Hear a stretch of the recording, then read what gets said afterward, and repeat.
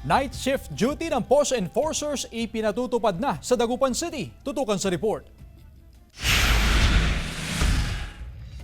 Kabi-kabilaan ngayon ang mga aktibidad sa Dagupan City. Bukod kasi sa holiday season, ipinagdiriwang din ang City Fiesta. Kasabay nito, muling ipinatupad ang night shift duty ng mga POSO enforcer. Pinakabinabantayan ng mga POSO enforcer sa gabi ang downtown area. Dahil kasi sa mga aktibidad, kapansin-pansin pa rin ang traffic build-up sa syudad. Marami pong sasakyan, lalong-lalo na sa gabi.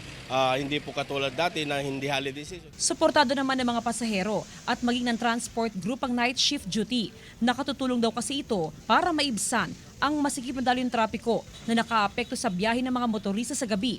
Opo, mas okay po yun. Para?